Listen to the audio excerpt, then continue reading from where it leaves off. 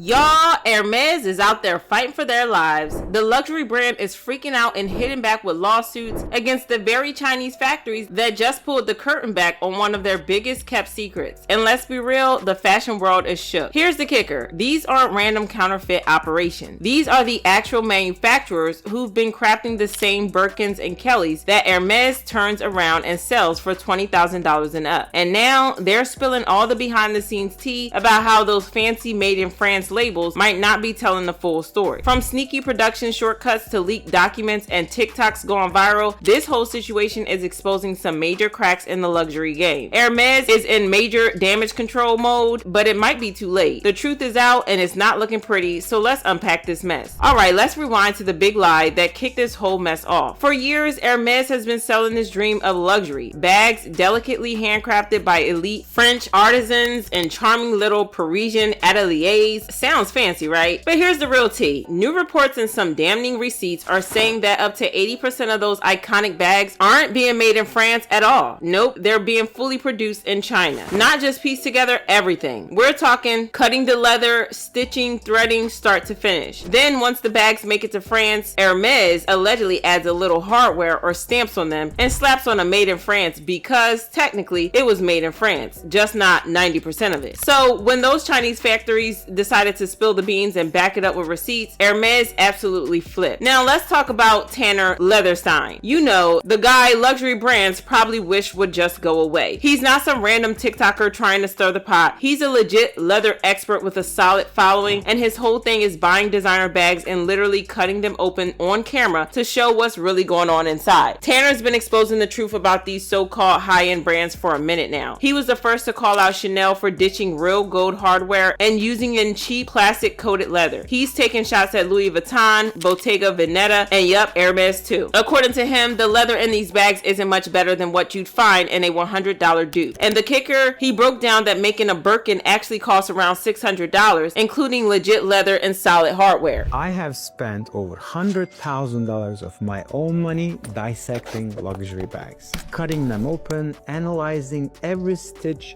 every layer. Why?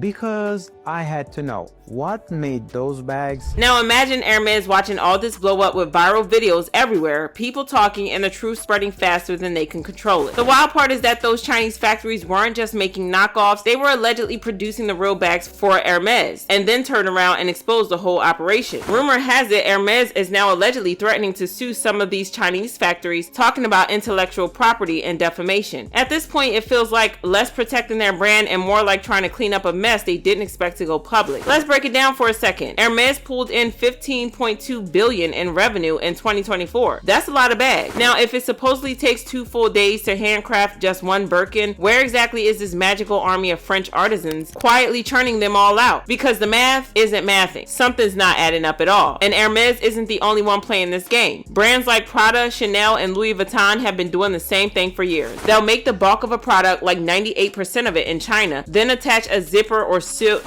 on a button in Italy just so they can legally slap a made in Italy tag on it. It's all marketing smoke and mirrors, and people buy into it because there's this prestige that comes with European labels. But behind the scenes, it's just a very expensive con. Who is the Chinese supplier behind product? Bags are from Vuitton handbag in Dongguan City, Guangdong Province. It's a factory specializing in handbags for 54 years, and it produces 80% of the world luxury bags.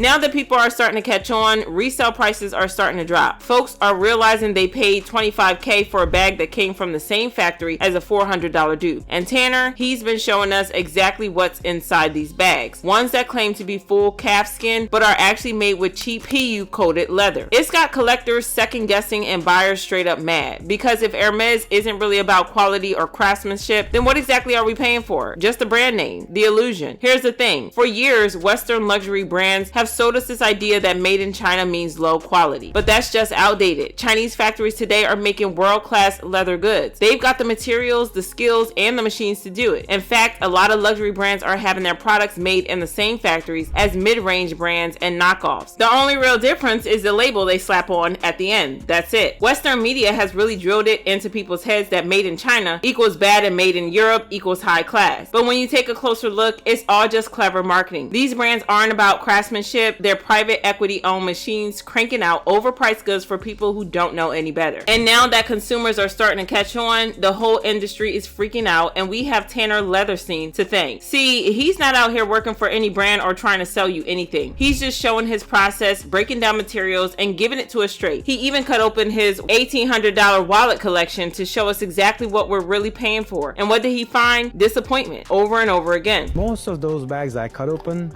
just expensive, nothing special. But a few truly exceptional. Let's keep it real. These designer brands wouldn't be where they are without celebrities flexing their bags like status symbols. You think they're just buying Birkins and Chanel for fun? No, most of the time those bags are either gifted or they're getting paid to wear them. It's all part of a strategy. The brand sends Kim Kardashian a $60,000 bag and she posted on Instagram. Suddenly every influencer and fashion obsessed person out there is scrambling to get one. You think you're buying luxury, but what you're actually buying is that celebrity seal of approval. And it's not just celebs anymore. Now influencers are in the game too. TikTok and Instagram are flooded with unboxing videos showing off luxury hauls, but what they don't tell you is that most of those bags are PR drops or brand partnerships. These creators are making serious money promoting bags they didn't even pay for, pushing the idea that you need a designer bag to be anybody. Unbox my latest Hermès bag with me. This is my first bag I got this year. I usually get one bag a year, and this is the one for this year.